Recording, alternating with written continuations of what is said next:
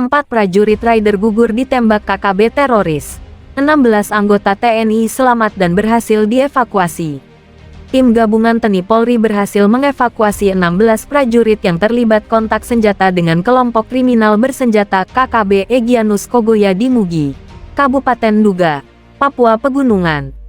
Anggota TNI yang berhasil dievakuasi dan yang gugur merupakan Satgas Operasi Paro 2023 dan Satgas Batalion Infanteri Raider 321, Galuh Taruna, Yonif R 321, GT.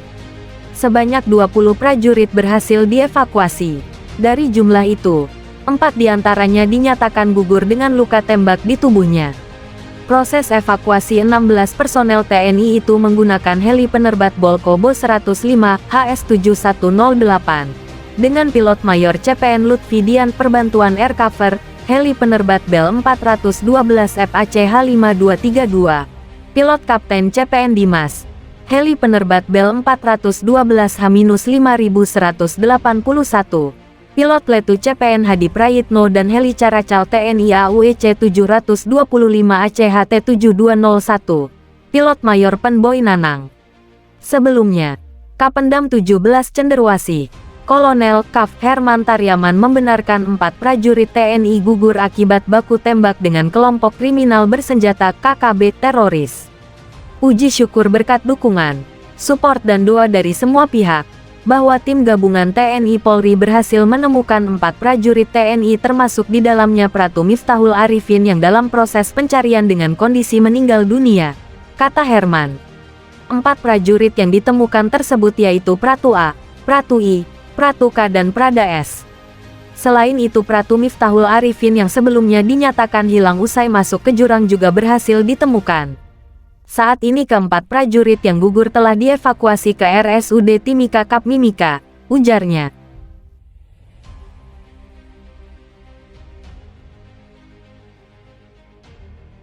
Bantah klaim KKB soal 6 prajurit gugur.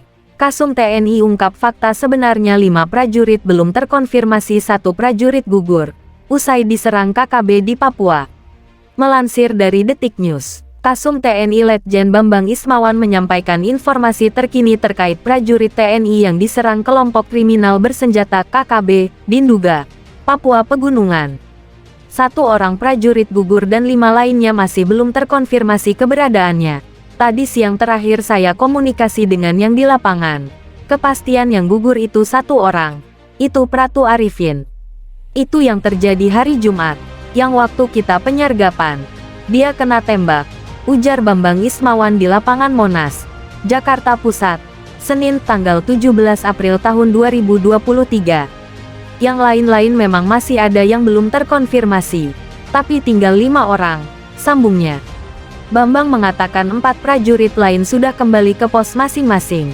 Dia mengatakan 4 prajurit itu kembali dalam keadaan sehat. Sementara itu, untuk 5 prajurit lainnya, Bambang belum dapat memastikan keadaan mereka. Dia menyebutkan sampai siang tadi masih dilakukan pencarian. Kita belum bisa memastikan. Tetapi kalau lihat kasus sebelumnya yang 4 orang yang sudah kembali itu, kan kemarin dispekulasikan bahwa, mungkin yang 4 sudah gugur tapi ternyata tidak, kata Bambang. Jadi yang berita simpang siur kan banyak. Jadi itu tidak benar.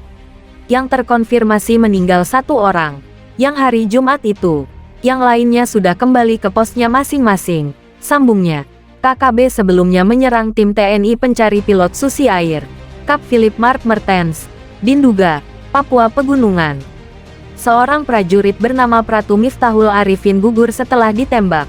Bahwa kejadian tersebut benar yaitu prajurit TNI dari Satgas Yonif R 321 GT yang bertugas dalam rangka pencarian pilot Susi Air di wilayah Mugi Mamkap Nduga diserang dan ditembak oleh gerombolan KKB, Sabtu, tanggal 15 April, ujar Kapendam 17 Cenderawasih Kolonel Herman Taryaman dalam keterangan dikutip Detik Sulsel, Minggu tanggal 16 April tahun 2023.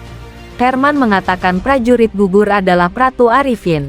Sang prajurit gugur setelah ditembak dan jatuh ke jurang sedalam 15 meter. 1 orang prajurit atas nama Pratu Miftahul Arifin tertembak dan jatuh ke jurang sedalam kurang lebih 15 meter dan yang bersangkutan diketahui meninggal dunia, ujar Herman.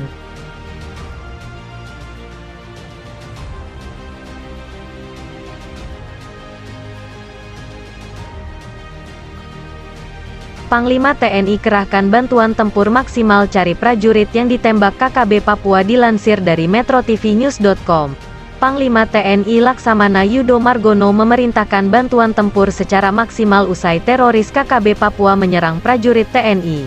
Melalui Kapuspen TNI, Panglima juga akan melakukan evaluasi seputar pencarian pilot Susi Air yang menyebabkan satu prajurit gugur.